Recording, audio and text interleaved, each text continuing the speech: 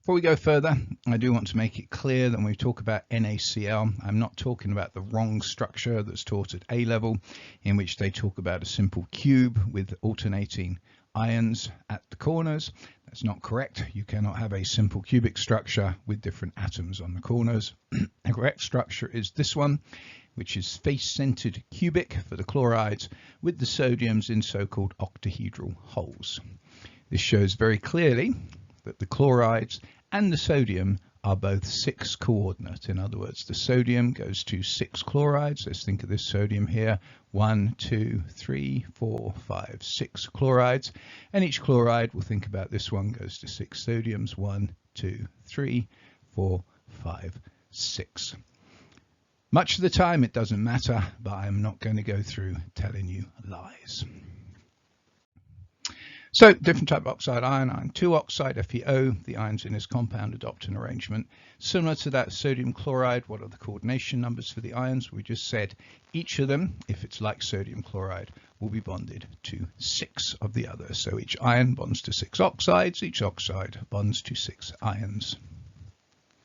Arrangement of the oxide ions around each ion is the ion with 1, 2, 3 oxides. And of course, when you put 6 atoms, or in this case 6 ions, around a central ion, more often than not they will be octahedral. Iron's typical metal, describe the bonding present in iron. How can it conduct electricity? Why does it have a high melting temperature? So of course there is the sea of electrons model, in which the valence and the d electrons for transition metals are in a sea of electrons around the nucleus and the inner electrons. Nucleus and the inner electrons, which of course therefore form cations because you've lost all the valence electrons and any d electrons, are in a nice regular pattern, and those valence and d electrons in that sea around them. Electrons can move within the sea, thus they can conduct electricity because the charge can move around. And they have a high melting temperature because you would have to pull apart all of those nuclei with those electrons holding them together. Back in the old days, you used to be able to get nougat with nuts in it. I don't know if you can still get that. I keep meaning to check some old time sweetie stores, but that was a perfect analogy of the sea of electrons. Each following observations containing these substances. Aluminium has a higher melting point than sodium. Well, both of those are metals, so they're going to have metallic bonding. So you're going to have the nucleus and the inner electrons here, and then the valence electrons, no d electrons of course, because aluminium and sodium do not have d electrons, but the valence electrons in the C. Sodium has 1 valence electron, aluminium has 3 valence electrons, so therefore the sodium will be 1 plus, the aluminium will be 3 plus. So first of all, the aluminium nuclei are more positive, and then there's more valence electrons per aluminium, 1 versus 3. So you've got more positive nuclei holding on to more electrons. It's going to be harder to pull them all apart. Magnesium sulfide, same structure as sodium chloride. Use the diagram here to show the crystal structure. Well, this is of course what they're looking for.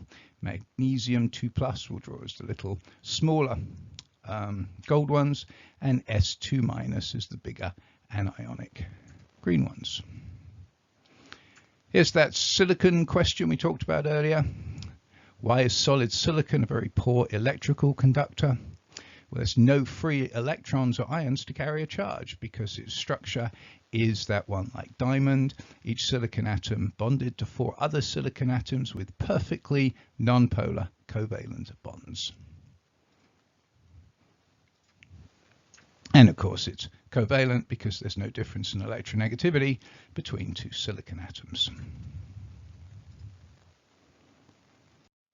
So following elements in order of their increasing melting temperature.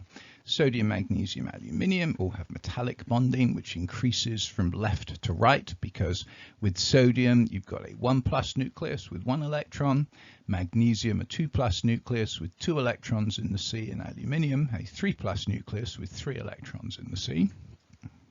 Silicon, it's a metalloid, covalent bonds holding it together, and chlorine is molecular with very weak intermolecular forces. Just I would call them London dispersion, you'd call them van der Waals, so very, very weak, and so that will have the weakest bonds, so therefore the lowest melting point. So put it all together, chlorine at the start, silicon at the end, and then the metals, sodium, magnesium, aluminium. Range of ions, solid cesium chloride, there we are, cesium in the middle of 8 chlorides. So you got the cesium bonds to 8 chlorides and the chlorides bond to 8 cesiums. Why the coordination numbers in cesium chloride where it's 8 and sodium chloride where it's 6 are different? Because cesium is bigger than sodium, so you can fit more chlorides around the bigger ion.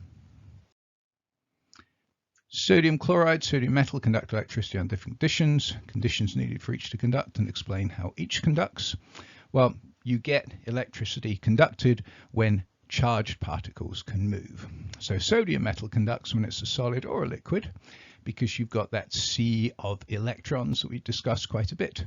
Sodium chloride only conducts when it's liquid or in solution. It doesn't conduct when it's in a solid, because the ions can move, carrying that charge around in the liquid or solution, but in the solid they're held in that nice lattice in which each sodium is surrounded by 6 chlorides and each chloride surrounded by 6 sodiums.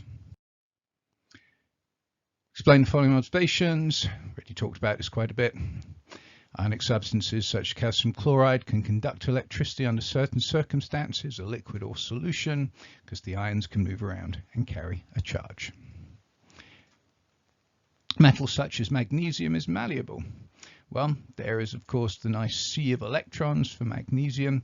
So you've got these hard nuclei with the inner electrons that overall are positively charged, and then you've got this sea of valence electrons outside, and so it's kind of stretchy because you can pull the sea to a certain extent. You don't want to break it too much, that's tough to do, but you can pull it around.